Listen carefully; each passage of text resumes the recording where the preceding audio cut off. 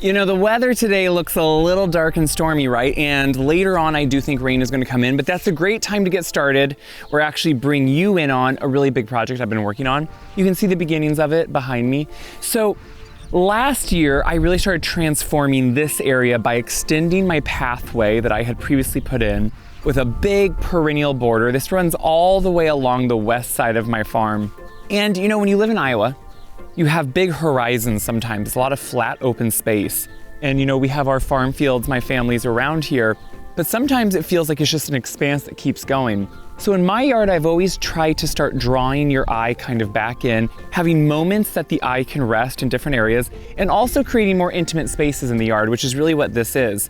So when I had the path extended last year, it's lined in a limestone, 4x4 natural limestone, and then it has a 3/8 inch contractor chip, a washed contractor chip as the pathway itself.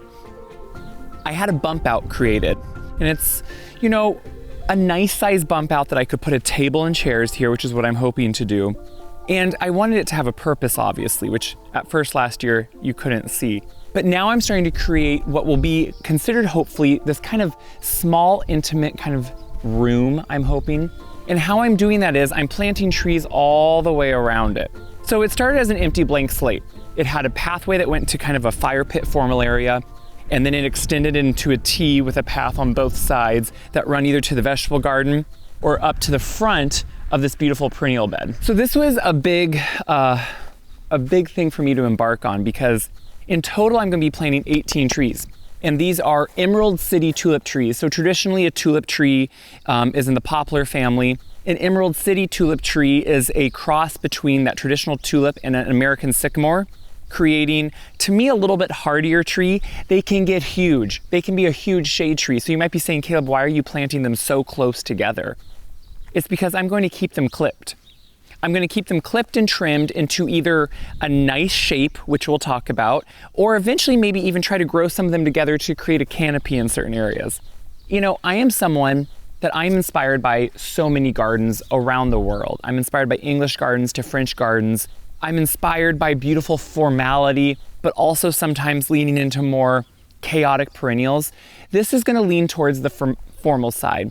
But I still want it to be something that's slightly easy. Obviously, I'm gonna have to clip them continually, but I think it will really create an effect I'm really excited for. So you saw what it looked like before, but now I wanna show you after about 15 of the trees are planted. So you can see right now I have some park benches here, some antique ones that I've been collecting. They need to be painted, but I'm just not sure if they're gonna stay here. That's why I'm not too worried. But around here, I need to stake all the trees. Yesterday when I was planting trees, we had about 30 to 35 mile an hour wind gusts, which I know I'm going to stake them, but at the moment I wanted to get them in the ground. We're still early enough. You know, this video I'll be filming in parts, so it might go up a little bit after this season, but you can see that we're still in full dormant stage here. So these trees are just beginning to show some beautiful green buds, which is great. It's a great time to get them in the ground when they have this green bud. It means they're not quite growing yet, so their roots aren't fully active. And that's a wonderful time to be able to get them in the ground. So once they get set, they can just go and soak up all that spring moisture. So all the trees are planted around 6 foot apart, kind of depending on the area. Some of that, you know, around a corner, slightly different. I didn't feel like putting one out in the corner. I still could. But at the moment, I wanted to keep it somewhat the same. And what I want them to do is grow into each other, and then I will clip them at the height I want. I'll probably clip some of these tall ones already down a little bit and let them branch out into each other, maybe eventually creating somewhat of a square on each one. Maybe eventually letting them kind of grow over a little bit. I've even thought about putting a bar across this big area so they can kind of create a canopy. We'll see. But what I first did was lay out on paper everything I wanted to do. And then I started really going in, measuring, making sure I had it correct. So what you also don't see here is the other day, I got a sod cutter because all this grass is going to come out. But I first wanted to make sure I just got the trees in. We're early enough in the year. I knew they were going to be best if I could get them in. For me, over the years, I've rented a sod cutter multiple times because whether it's for your back, whether it's just for your overall ability, you know, taking out sod by hand is a lot of work. And I've done a lot of it by hand over the years. But if you can, a sod cutter, if you're taking out a large amount, it goes pretty quick. You know, for me, renting it for 4 hours was $32.10. And In those 4 hours, I actually probably only used it for about 45 minutes. It's just by the time I went and got it, brought it back, and did a few other things. So what I did was it was set at a depth of about 2 inches, which is pretty thick. That's if you want to save the sod. I decided to keep it at that depth though, because as I'm digging up soil and planting these trees, there's some extra topsoil that I'm going to level out anyway. But what I want to show you is it brings up, you can see how it can just lift that up. I'm leaving in place, and as I plant, I lift what I need. When I'm all done, I will go through and pick up the rest of it. Some of it I will have to do by hand. As it gets close to the stone, obviously, I didn't want to nick the stone, so I stayed away from the stone a few inches, so I will have to go in and do that by hand. But you can see it gets out these big pieces, and it usually whole strips, which you can roll up. It gets pretty heavy. What I am doing with a lot of these is saving them, and I'm patching them in at different places in my yard where maybe I needed some grass or something like that, because this is beautiful grass. It's actually one of the best spots of grass in my yard. I don't do anything chemical to my yard. I do use some Espoma organic on it, but fertilizer, but just things that build the soil health, nothing that's actually going to, add yucky stuff to the soil. So instead what I'm doing is, as I went through and I just cut all this sod everywhere where I knew I was planting trees. And then I took the sod cutter back. And then as I'm able, I move some sod, I plant a tree, so on and so forth. Because these are a lot of work because they're big trees. I chose to go with large balled and burlap trees. Now you've seen me plant these before, I've talked about them a lot. And I'll talk about the reasons I'm doing it. What it means is it's a balled, like a ball, it's a root ball, burlap, you can see, and then it has a wire basket on it. So these are a lot of times what commercial landscapers will use because they're larger trees. What I like about them, I have planted both just from any nursery, the ones grown in black containers. I planted a lot of those, and I've planted a lot of these. The one thing I like about these balled and burlap trees, they're very hard to work with. I did have to use a skid loader. That is how I brought all these trees in. I live on a farm. I borrow equipment from the farm. These weigh multiple 100 pounds, these big root balls. They're grown in a heavy soil medium, so they hold on to moisture really well. So I've noticed with all the ones I've planted like this, even in dry summers, they retain their moisture to a point where I hardly have to water them. During a summer where we had extreme drought, I think some of the trees I had planted, once I maybe watered, and they always still tested like they had good moisture. That's one reason I really love to work with these. They also start off at a nice big size, but that doesn't mean they just continue to grow quickly. It takes a while for their roots to set in, especially when they're this big and they're cut and balled up like this. It takes them a while to settle in, but you're starting with a nice size, so it's okay. I liked this size because they were limbed up pretty big already. They're about a 2-inch caliber. And so they're gonna have a big, heavy structure to start with even before they start growing. That's why I went with them. Now, not everyone's gonna wanna go with this, and I understand that. You have to be very careful, they're heavy. So you have to watch your back. You have to watch your strength and what you can do. I know I can handle it because I've done it before, but I want to show you that sometimes you can buy these in smaller, they're not always so big, balled and burlap. So I want you to see how I'm doing it. So what I thought we're going to start by doing, I have 3 left, and I'm going to start by digging a hole here because I do it all by hand. Already, since I've planted so many, I know my measurements, and I know I'm going 6 feet in between trees. I'm going 43 inches from the path here just because that's what I chose to do. And so I already know it happens to fall right in the middle of these alliums. So these are from a previous bed I had here that I moved everything out of last year. But so is this the ideal time to move bulbs? No, but can you? Absolutely. They may not bloom this year, but sometimes we have to do things like this. So I'm just gonna dig these up. I'm gonna save them. I will just put them back in the soil probably now. I'm not too worried about them. So I'm just gonna set them off over here. And honestly, these are going to be a problem too. So I'm just going to go ahead and do these. There's been a lot of times where I do work on something that isn't the ideal time to do it, but I've learned that plants are resilient and they oftentimes want to live. Now this is a root probably from an old tree that I dug up, so I should dig that up too. So I'm going to start by digging my hole. I do have a method for how I do it. I start with my center point. It's going to sound kind of funny, but I think this makes a big difference. And I start by taking out a good amount of kind of that soil in the center. And then I start working around in a circle and keep going slightly bigger because I'm digging a very big hole. And I keep taking out more and more soil, starting from the center and working out.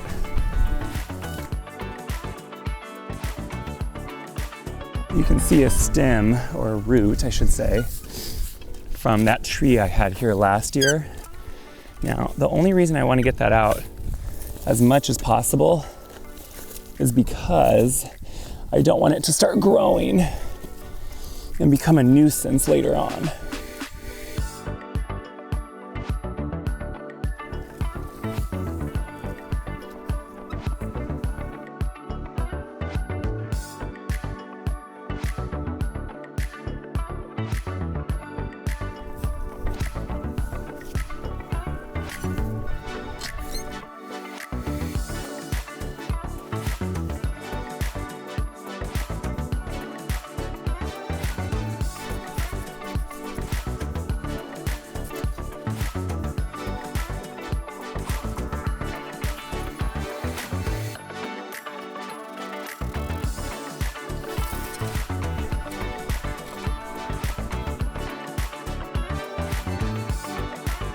So this hole is dug, right? And it's really large.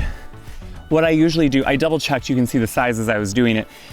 I also always measure the root ball. Now I've done 15 of them so far, so I roughly am able to guess pretty well anymore the size of the root ball.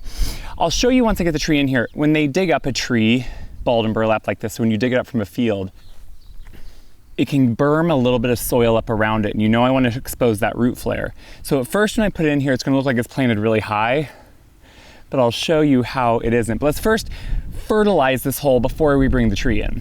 You know I love Espoma, I love all their products and I work with them. You know, everything I plant is always gonna start with biotone. You know, it's a starter plant food that really helps those roots want to acclimate quickly into the soil, but it also feeds the soil. And that's with both things I'm gonna be using, because that's essential to me, is to feed the soil. You can see, while this tree, I happened to pick the one to show you here that had quite a few roots from a previous, it was a small tree, but it had some good roots. You still want to make sure that you feed your soil. I have really good soil in Iowa. I have really black, beautiful soil, but it doesn't mean that it's been fed over the years. You know, I don't add a lot of compost to this area. One thing you could do is amend about 50% of your soil with a good compost, an organic compost.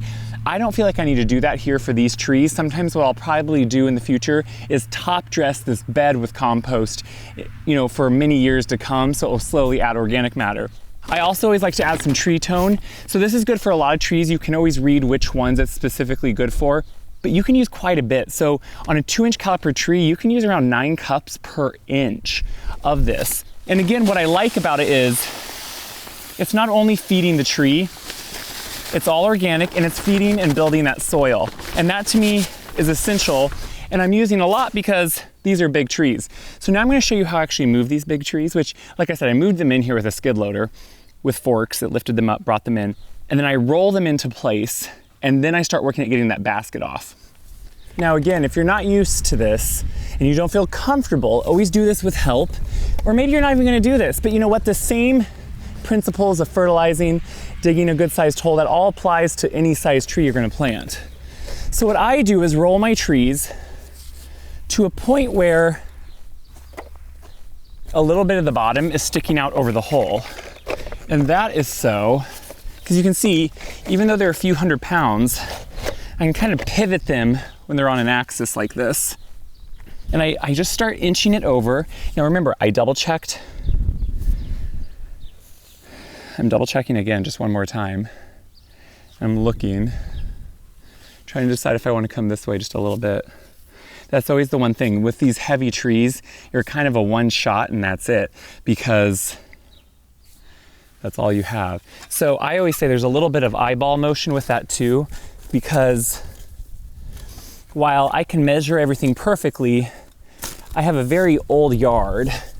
And in an old yard, when you lay everything out yourself, nothing is necessarily plumb or exact. So even if I'm measuring exactly, that doesn't mean it will end up that way. There. Okay. So now what I'm gonna do is cut off the bottom portion of the basket. What the basket is doing with the burlap is it's keeping everything together. These have great root systems, but you don't want to completely break apart that soil because that can really hurt the root system. So I take a cutters in here.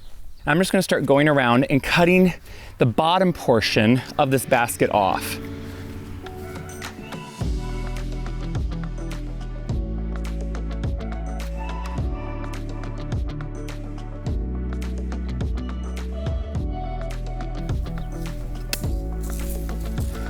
basket's removed. So now what I can do is put this down into the prepared hole. So again, if you're planting a small tree, you want about double the size hole. This isn't gonna be quite double the size just because of the size root ball. But you do wanna have it prepared with the same things, tree tone, at least biotone if nothing else. And then I'm gonna now set this down the tree, make sure it's lined up everywhere where I want it to be. You can see I'm able to maneuver these around a little bit because they have such a good root ball on them. So what I do is I make sure I go around and make sure I have it lined up on both axes, across the path and with the path. Now I go in and remove the top half of the basket that's still here. So I make a couple cuts on it. So this is the way, so some growers tell you, oh, over time the basket will rust and degrade. And while that could be true, and I know a lot of growers that do put the baskets with it, and I think, you know what, if they find that works, I think that's wonderful. I think we all have to do what works for us. I personally don't like to leave anything in the ground that's gonna inhibit any type of root growth. And also I just don't really want that left in the soil. So since I'm doing this on my own, when we want something done the way we want it done, it's best if we just do it. So I'm just doing this the way that I like to have it done. So now what I'm doing, as you can see, is I'm gonna go in and just kind of remove, they put all this strapping across to hold the basket onto the burlap. And so I like to go through, remove all of this, and now that basket should come right off. So you can see, doing those couple cuts, I was able to first take off the bottom portion, which once it was in the hole, there was no way I was gonna take off that bottom portion if I hadn't gotten it off like I did. So now we have to go in, and you're gonna say, hey, right now it looks like it's planted really high. We'll talk about that. You always start by planting a tree high, and then you correct it here in a little bit. But how they also keep this burlap on is they put tons of nails in it. So one, for the mower, if it gets close to these, but also just for myself, I go through and I take off all of these nails. You always want to open up the top of the tree. You want to make sure you expose that root flare, which we're going to get to. For me, that means removing as much of this burlap as possible. Now, completely underneath, I didn't want to cut off that burlap because that is holding that soil together. So for me, the burlap comes in two things. If it is a natural burlap, it will degrade into the soil. If it's synthetic, it won't. And why would you want that to inhibit your root growth? I still like to remove as much of the burlap as possible, and you'll see that I'm gonna do that. Just to, again, I want nothing extra foreign to be in there and inhibit any type of root growth. So I like to go in and remove as much of it as possible.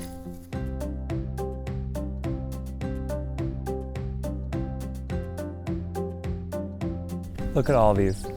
See all those nails? I don't want those left in there. So I take either a knife, or in this case, a tree saw. We use what we have, people. And I go in and just cut all this back.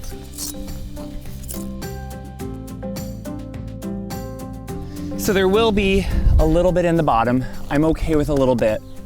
But now I'm gonna really shock you here. You've seen me a lot of times show root flare. But what I want to do is actually start pushing the soil down that was bermed up around this. Now I'm not doing the soil down below, but all up in here. You'll see a few small roots. These are smaller capillary roots. Those aren't a big deal. What you want to get down to is the actual root flare. And the reason is, this always shocks a lot of people. This is actually how a tree oxygenates correctly its roots.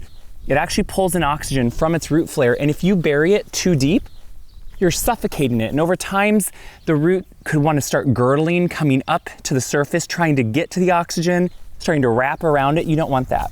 So I'm going around, as shocking as this is, and this is how we start getting down to the correct soil depth, as you can see, because I plan for this knowing I'm going to be exposing some of these roots. And yes, I will always have someone tell me that's not a good idea. Some of these small ones up here I'll probably clip off, because I'm going down to the actual root flare, which is where the tree wants to start pushing out laterally its roots into the soil. And I can show you on some of the other trees I planted too, but here it is. I'm actually seeing it down here where you're starting to get to some bigger roots that are going out laterally, and that's exactly what you want. Once I get down to that, I start putting the soil in back around it, and it's ready to go.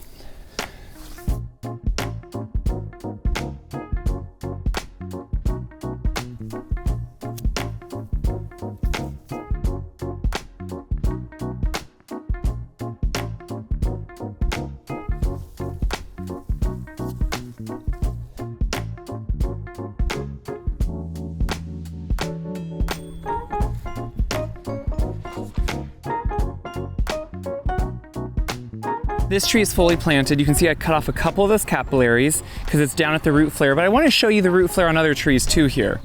So you can see all these trees are starting to want to branch out laterally, and that's where I want to expose to. So on some trees, even when they're in a black container in a greenhouse or at a nursery, you sometimes have 4 to 6 inches of soil you want to take away. And you know, it may sound scary, but the thing is your tree, it sometimes doesn't show those signs of stress of being planted too deep for up to like 5 to 10 years. So you may not know it right away. That's why it's super essential here in the beginning to make sure you expose these root flares. And I know it sounds scary, but it really isn't. It makes a tree so much happier if they are planted at the correct depth and can get the oxygen they need.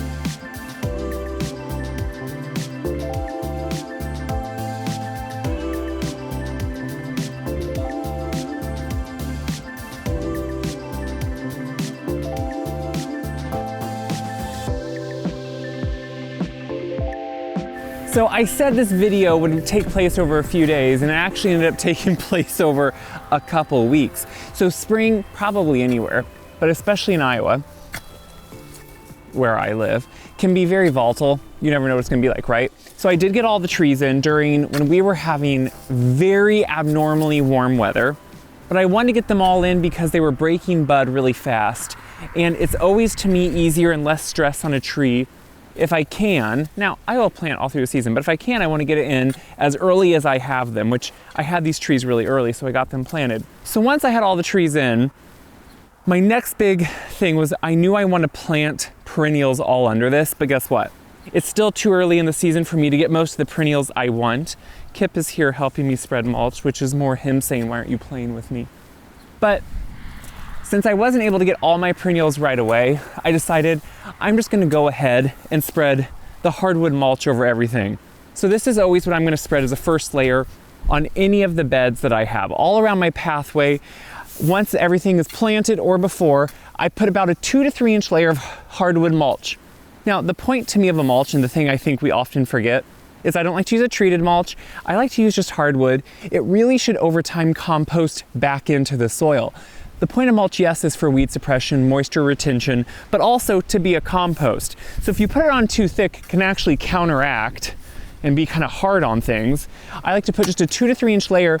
And then these beds, since they're gonna be my heavy perennial beds, just like I do along my path, I'm eventually not gonna, I like to just mulch them one time, and then I probably won't mulch these ever again maybe, because what I'll do is just like my other beds, and I've posted videos on this that you can go find, I like to do what's called a chop and drop method, where with the perennials I use that die back to the ground, I leave their debris all winter, and then I bring a push mower in, and I just chop it all up, and then leave it all, and let that just self-compost every year. So every year you're really just adding kind of a mulch-like compost with the previous year's debris, which makes it to me super easy. So now that I have this pretty much all mulched, later on I will do some planting, but I still think just for that weed suppression, moisture retention, it's essential to get the mulch spread.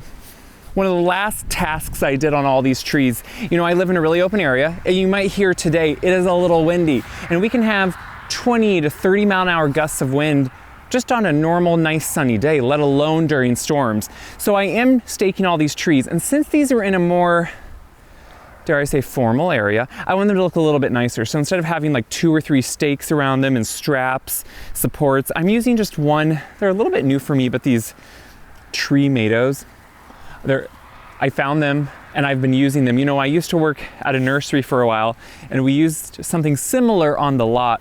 But really what's nice about these, it looks a little bit cleaner when you see them all the way around. Now you do still use a T-post in this case, available at most big box stores.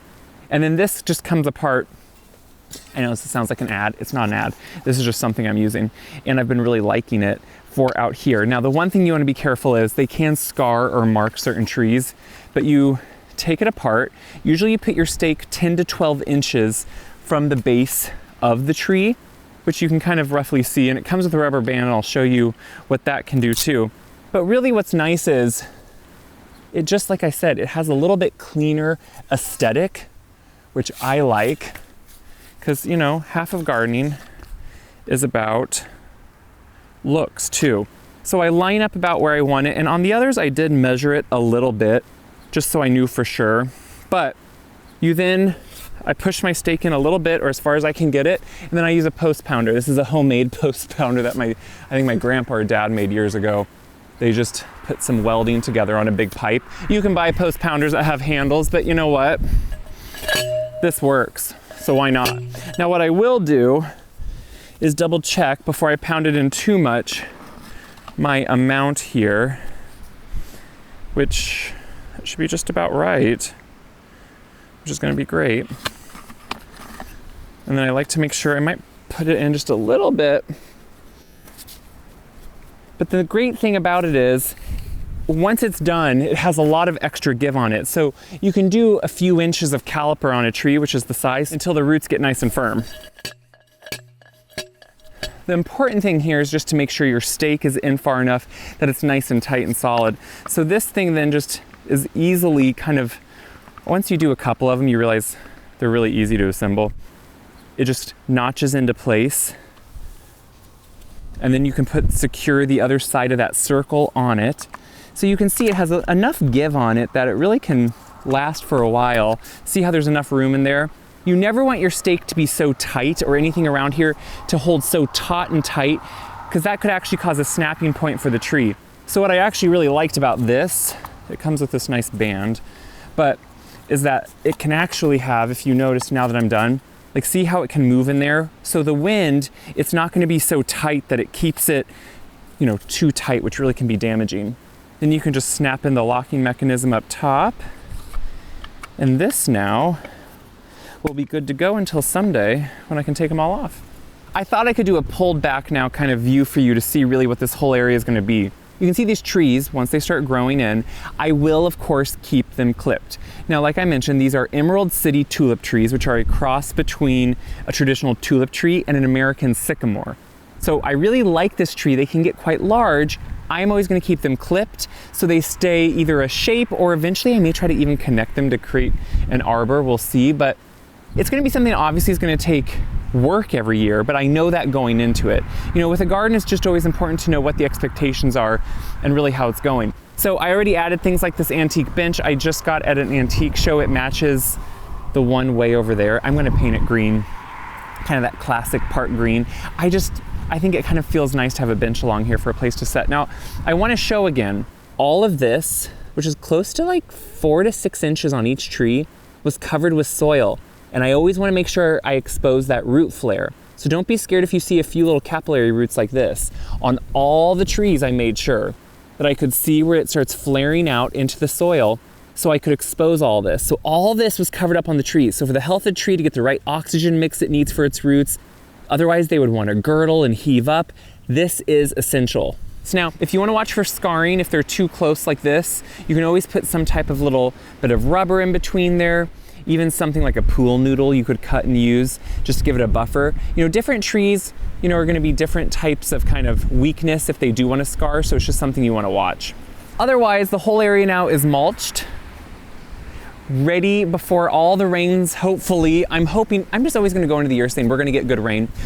Hopefully before all the good rain we're going to get. And also now the weeds will be suppressed until I'm able to start planting with the mulch. Now, even though it's not always the best or ideal to plant within mulch, I'm not worried. To me, the amount of moisture retention is going to do the weed suppression until I can get the plants I want to actually start planting in.